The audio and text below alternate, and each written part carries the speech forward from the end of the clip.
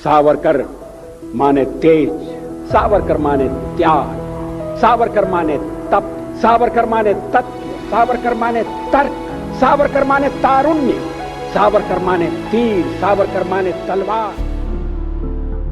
ये कहानी है एक ऐसे क्रांतिकारी की जिसने आजादी के लिए न केवल हथियार उठाए बल्कि विचारों की धार से भी ब्रिटिश हुकूमत की नींव हिला दी, जिनका नाम सुनते ही देशभक्ति, त्याग और बहादुरी का प्रतीक सामने आता है। वीर विनायक दामोदर सावरकर। साल था 1883, तारीख 28 मई और स्थान था महाराष्ट्र के नासिक जिले का भगूर गांव। यही जन्मे थे विनायक सावरकर। बचपन से ही उनमें कुछ अलग था। 10 साल की उम्र में ही उन्होंने शिवाजी मंडल की स्थापना की और अपने दोस्तों के साथ मिलकर ब्रिटिश साम्राज्य के खिलाफ विचारों के बीज बोना शुरू कर दिया था। उनकी शिक्षा नासिक से शुरू हुई और फिर पुणे के फर्ग्यूसन कॉलेज से उन्होंने आगे की पढ़ाई की। युवा सावरकर को जब पहली बार लोकमान्य तिलक के भाषण सुनने का मौका मिला, तब उनके भीतर क्रांति की आग और भड़क उठी।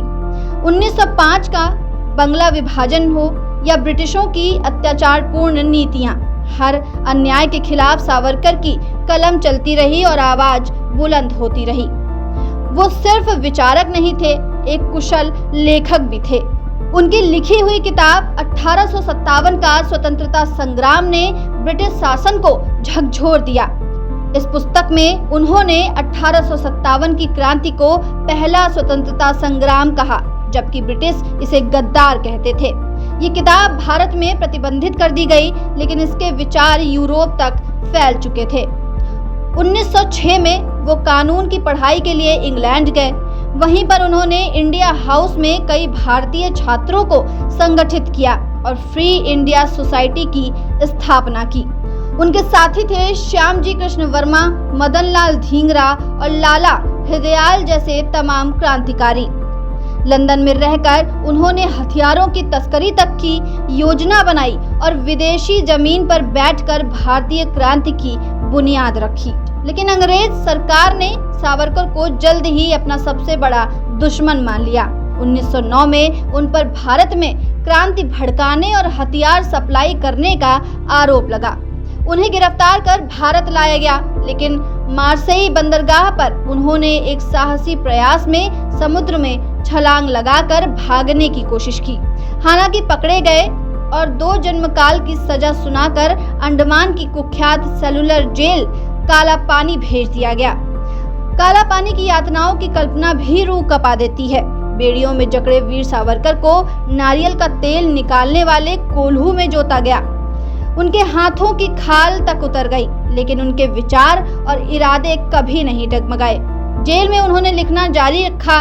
वहां उन्होंने संस्कृत, उर्दू और फारसी सीखी, कई बंदियों को शिक्षित किया और एक बार फिर साबित किया कि विचारों की ताकत बंद दीवारों में भी दम नहीं तोड़ती। साल 1924 में उन्हें रिहा किया गया, लेकिन शर्त थी कि वो किसी राजनीतिक गतिविधि में हिस्सा नहीं लेंगे। उन्होंने इस समय को सामाजिक सुधार के लिए समर्पित किया। अस्पृश्यता उन्मूलन, जातिवाद के खिलाफ लड़ाई और हिंदू समाज में एकता लाने के लिए उन्होंने सतत काम किया। उन्होंने हिंदुत्व की विचारधारा को परिभाषित किया, एक सांस्कृतिक पहचान जो धर्म से परे जाकर भारतीय सभ्यता को जोड़ती है। लेकिन उनका जीवन विवादों से भी अछूता नहीं रहा। महात्मा गांधी की हत्या के बाद उन्हें हत्या के षड्यंत्र में सह आरोपी बनाया गया, लेकिन कोर्ट में सबूतों के अभाव में वो बरी हो गए।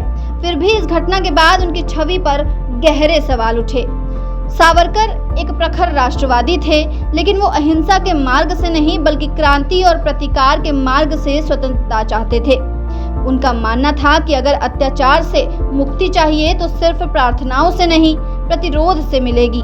उन्होंने जीवन भर हिंदू समाज की चेतना को जगाने, उसे संगठित करने और भारतीय इतिहास के गौरव को पुनः स्थापित करने का प्रयास किया। 1966 में 26 जनवरी को वीर सावरकर ने आत्मार्पण करते हुए यानी संकल्प पूर्वक उपवास कर अपने जीवन का अंत किया। उन्होंने कहा था कि जीवन का उद्देश्य पूरा हो चुका है, अब मृत्यु भी एक तपस्या है।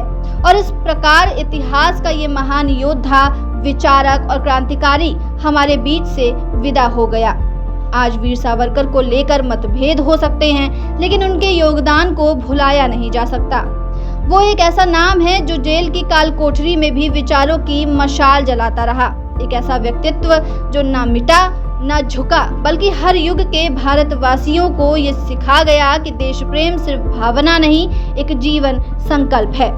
ऐसी तमाम जानकारियों के लिए बने रहिए दस्तक न्यूज़ 24 के साथ।